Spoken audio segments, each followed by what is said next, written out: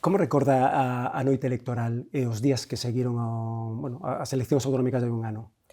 Pois recordo con moita emoción, non? Con moita intensidade e tamén con moito orgullo porque conseguimos o mellor resultado da nosa historia. Ese 18 de febreiro logramos que casi medio millón de galegos e galegas votaran BNG, que votaran con ilusión, e eu entendín que ese día realmente se consolidaba que en Galiza hai unha tendencia de cambio que é imparable, que o BNG é alternativa ao Partido Popular, e agora, pois, o que temos é 3 anos nos que temos que seguir traballando para defender Galiza e os intereses dos galegos e das galegas e demostrarlle á xente deste país, sempre traballando coa man tendida, que estamos preparados e preparadas para gobernar. Foi algo decepcionante, quero dicir, chegar a un resultado histórico para o BNG, pero non acadar o obxectivo final. Eu creo que cando obtés o mellor resultado da túa historia, eso sempre significa un fito moi importante e como además te decían, que además fixemos algo que era moi importante, conseguimos que unha de cada 3 persoas que foi a votar collera con ilusión a papeleta do BNG, e eu sei que a veces os cambios pois tardan máis do que nos gustaría, pero cambiamos as cousas, hai unha dinámica de fondo que se mudou, creo que fenómenos como que vimos en Vigo e en toda a súa ría, en que o BNG foi a primeira forza política, marcan a tendencia de futuro deste país e nós o que seguimos é pois, traballando tamén desde o realismo. A cidadanía votou, eu sou unha persoa que ademais cree que ese é unha decisión inapelable e que o que temos é que facer é traballar sempre cos pés na terra e neste momento pois, temos estes 3 anos para seguir traballando coa man tendida para explicarlle aos galegos e galegas a alternativa de goberno que ten o BNG, porque que realmente somos o goberno alternativo deste país frente a un goberno de Rueda que é un goberno que está deixando Galiza atrás. Neste ano, as enquisas de sondaxe din que o BNG queda estabilizado nos deputados que ten agora mesmo. Cree que marca o teito do bloque agora mesmo eses 25 deputados ou que hai tendencia cara arriba? Nas últimas procesos electorais, por lo menos desde que eu son candidata, ningunha elección acertou, ningunha enquisa acertou o resultado do BNG. Sempre nos infravaloraron. E o que vexo nas enquisas que publica a sondaxe é que o Partido Popular perde apoio, na última decía que perdía 1,6 puntos de apoio e o BNG subía 0,6, é dicir, seguimos sendo a forza que sube neste país e que representa a alternativa real frente ao goberno do Partido Popular. Hai un ano, cando pasou a noite electoral, nunha entrevista decía vostede que a campaña do PP fora algo sucia, por así decirlo, non? Creo que a frase sería, o que lle dixo nesa entrevista era vamos a estudiar bien la campaña porque acusaciones deste tipo non poden quedar impunes. Vamos ver esas declaracións. Non sei se ao final o BNG analizou declaracións do Partido Popular, non sei se chegou a dar algún paso para, non sei, para denunciar, para levar a algún sitio. Bueno, eu creo que cando hai un resultado electoral hai que aceptalo e, desde logo, nós tampouco estamos por unha judicialización da vida política, sobre todo porque nós o que estamos aquí é para darlle alternativas a este país. E o que vemos é un goberno que non lle está dando respostas aos problemas da cidadanía. Ao contrario, vemos como moitos dos problemas se están cronificando e algúns se están agudizando. Seguimos tendo unha atención primaria colapsada, 11.000 nenos e nenas sen pediatra no noso país. Estamos vendo como en algo tan importante como é a atención ás persoas maiores se está incumprindo os dereitos das persoas maiores. Estamos vendo mesmo manifestación porque non se pode comer a comida das residencias públicas deste país. É que son feitos gravísimos que merecen unha resposta e, polo tanto, nós no que estamos traballando é en demostrarlle a cada vez máis cidadáns que a alternativa de futuro pasa polo BNG, que o Partido Popular non ten nada novo que ofrecerlle a este país, ao contrario, vemos como non é capaz de solucionar os problemas e mesmo nos pode deixar atrás en ámbitos tan importantes como é, por exemplo, o debate sobre o modelo de financiamento. Euskadi e Navarra teñen un concerto económico que lles vai moi ben, ninguén en Euskadi quere ir ao réxime común. Vemos como Cataluña está dando pasos para tamén ter o seu concerto económico e nós creemos que Galiza ten que ter a chave dos seus cartos. E, lamentablemente, o que temos é un goberno do Partido Popular que é incapaz de defender os intereses deste país porque que realmente están non actuando en función do que precisa Galiza, sino en función da xenda que lle está marcando Alberto Núñez Feijóo desde Madrid. E eu creo que é moi grave que teñamos a un presidente da Xunta que, cando se trata de escoller entre Galiza e o Partido Popular, sempre escollo o Partido Popular. Non salva nada do que fixo o Partido Popular este primeiro ano de legislatura? É que eu non vexo que haxa ningún ámbito donde realmente a situación mellorara desde un punto de vista real. Hai moita propaganda e publicidade, pero que con propaganda e publicidade non se pagan as facturas, non se atopa vivenda, non se solucionan os problemas da dependencia ou vemos como non sirve para que se solucionen os problemas da sanidade. Por lo tanto, nós o que vemos é a un goberno que non ten proxecto de país, que está deixando a Galiza atrás e que nos demostra que para os únicos que traballa son para as grandes empresas, para as eléctricas e para Altri. Hoxe mesmo volvíamos a ver ao presidente da Xunta facendo de comercial de Altri en Bruselas. Temos a un goberno que está, creo que vendendo a prezo de saldo Galiza a multinacionais e empresas de fora, e nós o que representamos son unha alternativa diferente que cree neste país, que cree na xente deste país, que defende os servizos públicos, que defendemos a igualdade, que defendemos que a enerxía ten que utilizarse para xerar riqueza aquí. Ese é o modelo que defendemos desde o BNG, no que estamos traballando desde a oposición e, desde logo, o que imos a seguir durante esta legislatura defendendo, porque é evidente que hai unha ofensiva do Partido Popular para seguir retrocedendo e non o podemos permitir. Hai un ano falábase moito dos pellets, non se falaba de Altri. Cree vostede que hubo unha especie de, non sei se chamalo, sobreactuación coa crise dos pellets?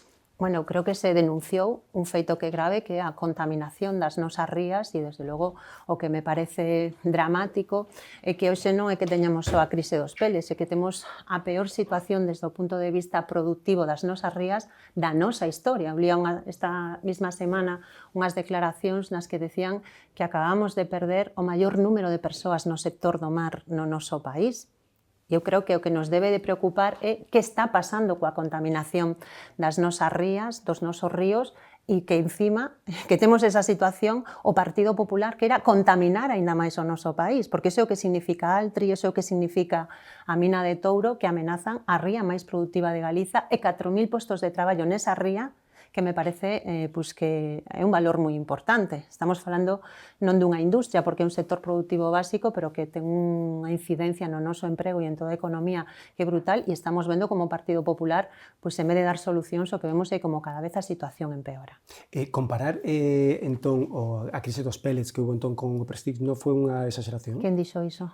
Pois falaban vostedes que a xestión que se fixo dos pellets era parecida a que fixo É que unha cousa é que ti fales de que a xestión é ocultación, negligencia, e outra cousa é que equipares. Eso é un bulo do Partido Popular que, desde logo, nunca emitiu o BNG. E creo que o que nos debe de preocupar é como están as nosas rías. E tamén nos debe de preocupar que teñamos un goberno que utiliza a ocultación de información relevante á cidadanía como modus operandi. Creo que esa é outra derivada que estamos vendo nesta legislatura. Temos un goberno antidemocrático, que ten unha deriva antidemocrática, onde lle oculta información a este Parlamento até o extremo de boicotear unha comisión de investigación como a que creou o BNG para analizar que está pasando, en primer lugar, con toda esa contratación a dedo de maneira opaca que fai o Partido Popular, beneficiando a familiares de altos cargos do PP, incluído o señor Feijóo, ou algo tan importante como ese sobrecusto de 470 millóns de euros do Álvaro Cunqueiro. Con 470 millóns de euros faise outro hospital. E o Partido Popular, en vez de aplicar a política da transparencia, esa que pide Feijóo en Madrid, o que fixo aquí foi convertir esa comisión de investigación nunha comisión de ocultación e ocultarlle non só ao Parlamento, sino tamén á cidadanía información a que temos dereito a saber por que se lle adxudican máis de 1.500 contratos a dedo á empresa que dirixe a irmá do señor Feijóo en Galiza. Pensa que 9 de cada 10 contratos que lle adxudican a Eulen son a dedo. E ocultóusenos toda esa información. Eu pregúntome por qué. Cree vostede que o PP, non sei se chamalo así, se puso nervioso coa comisión de investigación e quiso pechala rapidamente? Bueno, non é que o crea, é que demostraron o seu nerviosismo. Se eles non tiñan nada que ocultar, por que lle impediron á oposición que puidera solicitar documentación? Por que enviaron documentación incompleta ao Parlamento? Por que quixeron pechar esa comisión en 2 días? Porque é evidente que lles molestaba e que acertamos cando poñemos o foco en que o Partido Popular está utilizando os recursos que son de todos os galegos e galegas para beneficiar a empresas de familiares, amigos do Partido Popular. É o modus operandi que ten aquí en outras partes do Estado e nós vamos a seguir denunciando porque estamos falando dos cartos públicos e co de todos non se pode xogar así. Non foi moi cedo crear esa comisión de investigación, xusto pues, apenas uns meses despois de que comenzara a legislatura, non se arrepinte de facelo tan rapidamente? Pois para nada, porque creo que acertamos de cheo na súa creación e ademais creo que o nerviosismo do Partido Popular evidencia que ese é un tema no que temos que seguir poñendo foco. Queremos transparencia frente a un goberno que está actuando como un goberno autoritario que o que actúa é con opacidade, porque evidentemente ten moito que ocultar. Hai un ano non se falaba de Altri. Por que cree vostede que non se falaba de Altri? Porque non coñecíamos o proxecto e que o Partido Popular esperou a que pasaran as eleccións para que coñecéramos realmente a dimensión do proxecto. Que cando nos puidemos... De xeito intencionado? Bueno, totalmente. Totalmente. O PP sabía que Altri era unha bomba ambiental e precisamente por eso ocultou esa información até que pasaron as eleccións. E nós, cando coñecimos o proxecto, dixemos isto é unha auténtica barbaridade, que non se pode poñer unha macrocelulosa contaminante no corazón deste país, que pon en risco 8.000 empregos directos, tanto no mar como en terra, que pon en risco un río como o Ulla e que, ademais, desde o punto de vista de modelo industrial, é que nos retrotrae o franquismo industrial. Estamos en pleno ano 2025 e a alternativa que ten Rueda é rescatar unha celulosa 60 anos despois en C2. É que isto é un disparate e iso se explica pois porque aquí temos un goberno que non está pensando no ben común, estará pensando nas portas xiratorias, porque fíxate que casualidade, quen é socio de Altri? Non? A empresa na que dirixente a exconselleira de Medio Ambiente. E eu fagome unha pregunta que é a mesma que se fan a maioría dos galegos e das galegas. Se a macrocelulosa é tan boa, por que non a queren en Portugal? A resposta é moi clara, porque é unha bomba ambiental.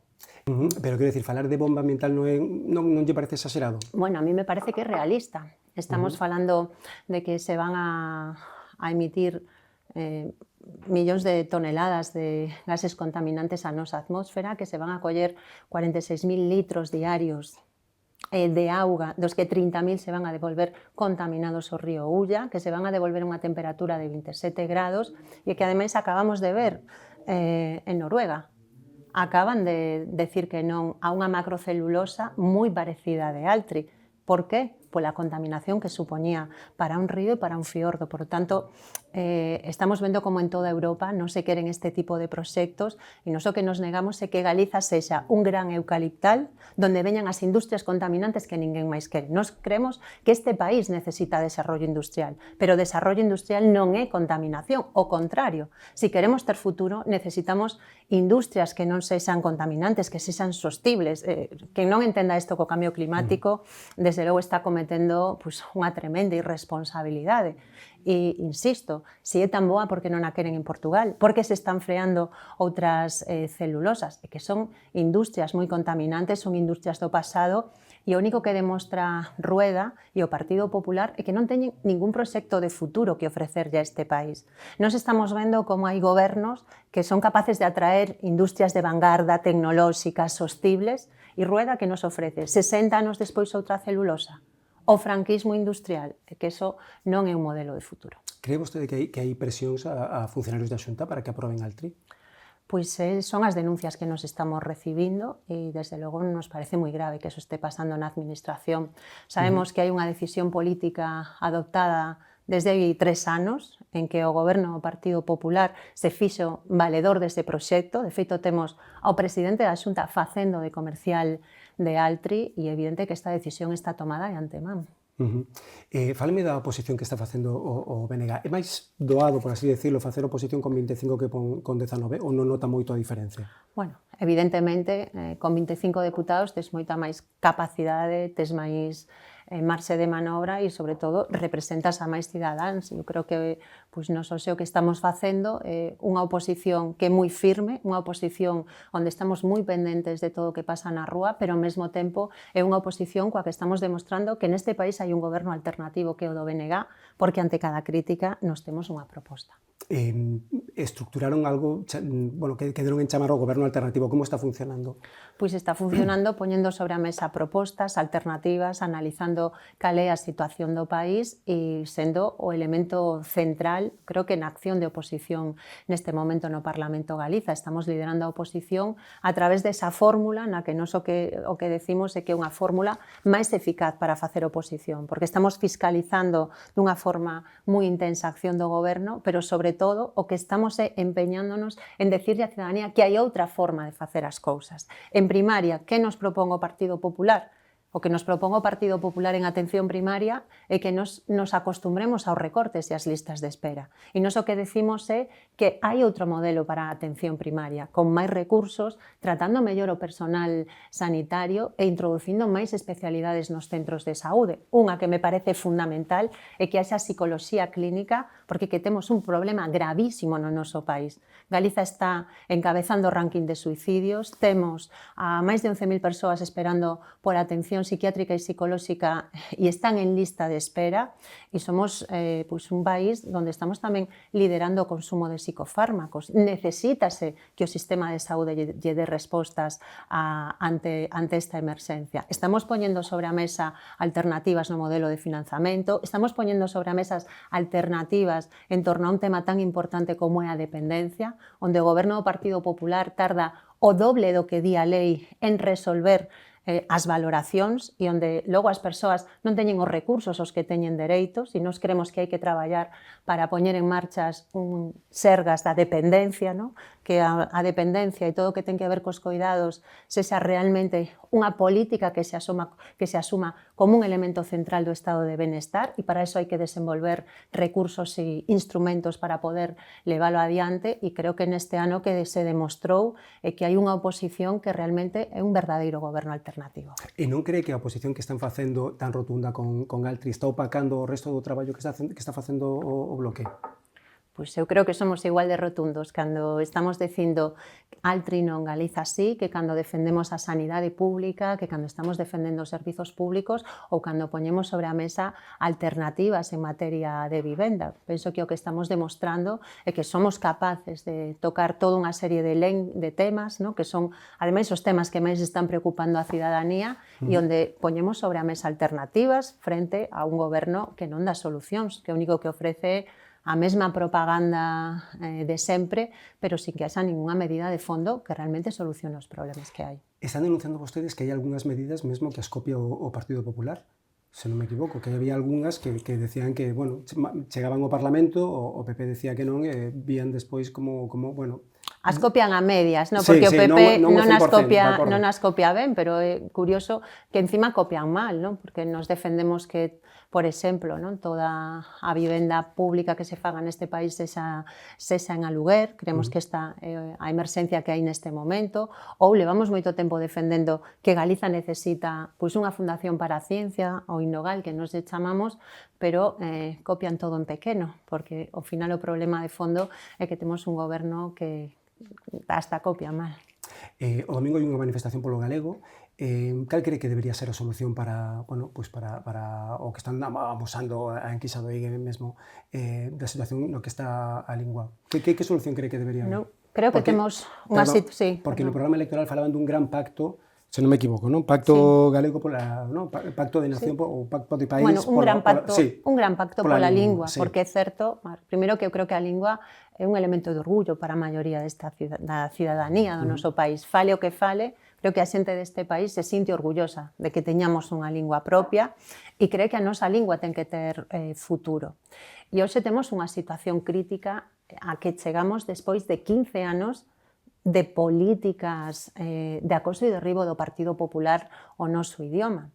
Cun presidente que, ademais, ten no seu currículum poñerse detrás dunha pancarta contra o galego nunha vergoñenta manifestación única e exclusivamente por gañar unha presa de votos. Ou un presidente que votou en contra de que o galego se fale no Congreso dos Deputados. Un Partido Popular que acaba de votar en contra de que se utilice o galego na Unión Europea.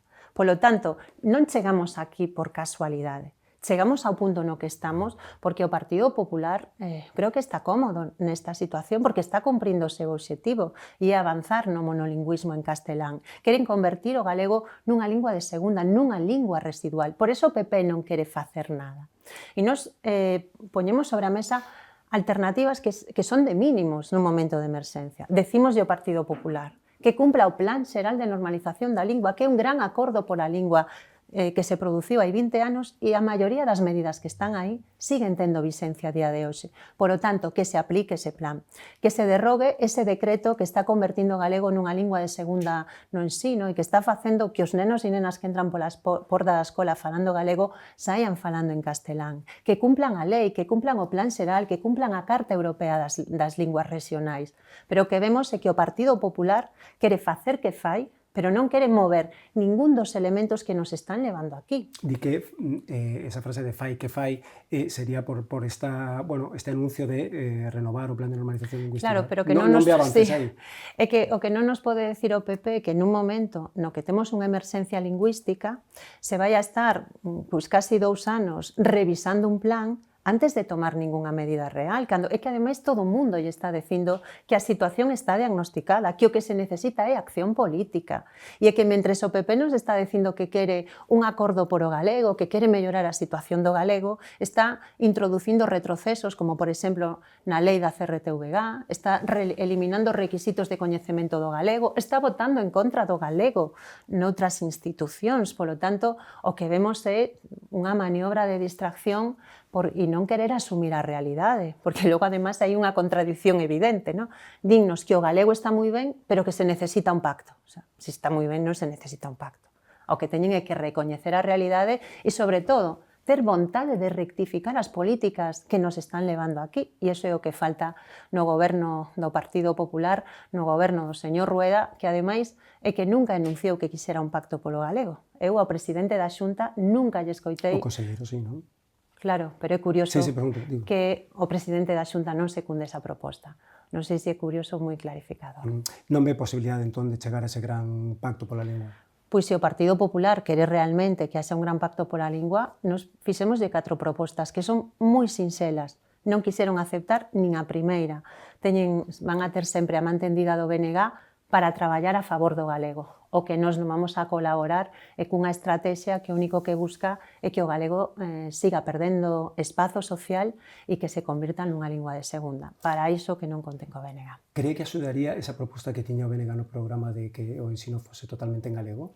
Nós o que lle decimos ao Partido Popular nesta materia é que hai unha legislación que ten que cumprir. Existe un Plan Xeral de Normalización Lingüística, unha lei de normalización lingüística e unha Carta Europea das Linguas Regionais que lle marca, desde o punto de vista legal, cal é a folla de ruta, que a cumpran. Simplemente iso.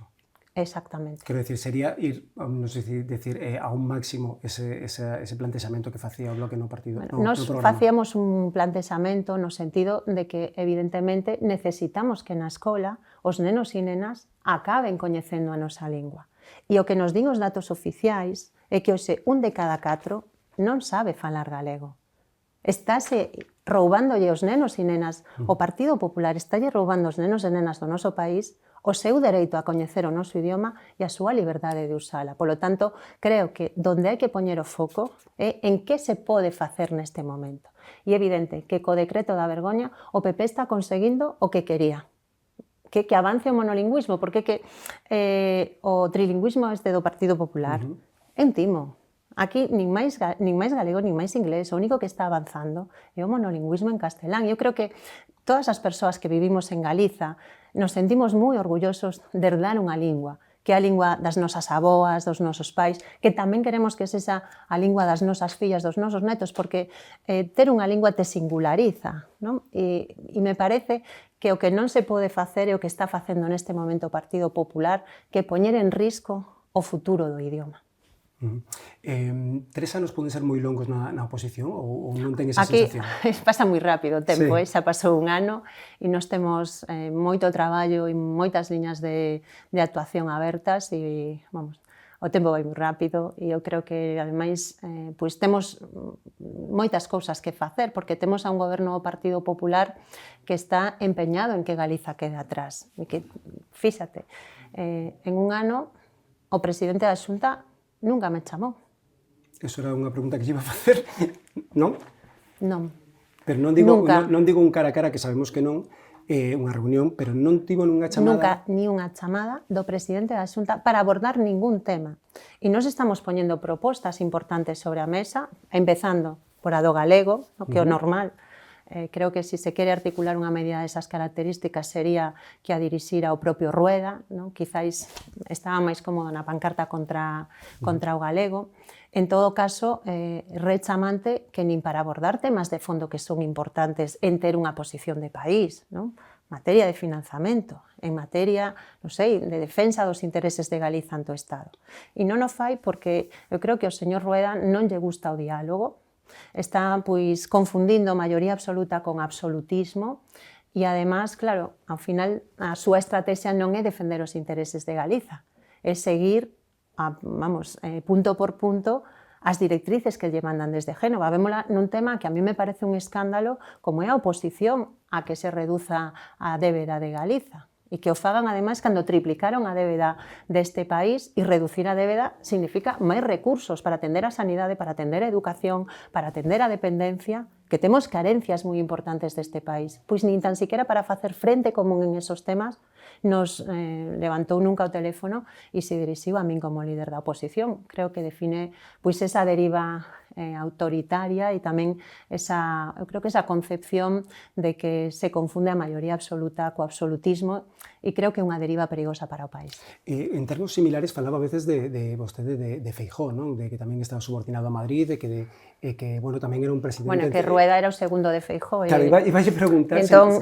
se nota unha diferencia ou un continuismo ou un empeoramento, non sei.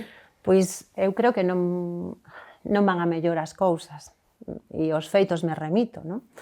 Estamos con un país que sigue perdendo emprego industrial, que seguimos tendo pois, unhas cifras, acabamos de coñecer, non? Sobre a nosa demografía que son realmente preocupantes, porque temos a natalidade en caída libre dos peores datos. Eu ia máis a talante, máis que os datos, non? Sí, é que eu o que non vexo, o sea, un presidente que en un ano non é capaz de dialogar nunca coa líder da oposición, creo que define cal é o seu talante e a súa vontade de diálogo. Orgánicamente, como está Ana Pontón? Síntese con mans libres para poder traballar, para liderar o grupo dentro do Parlamento e tamén o partido? Pois eu estou nun momento no que o que sinto é que hai unha gran responsabilidade na situación que ten o BNG e que temos a responsabilidade de estar á altura, non? Do que neste momento require o país e para iso pois, o que temos é unha dirección que ten unha convicción clara en que o gran obxectivo que ten o nacionalismo neste momento é conseguir chegar ao goberno para transformar a realidade do noso país, para mellorar as cousas e eu síntome reforzada.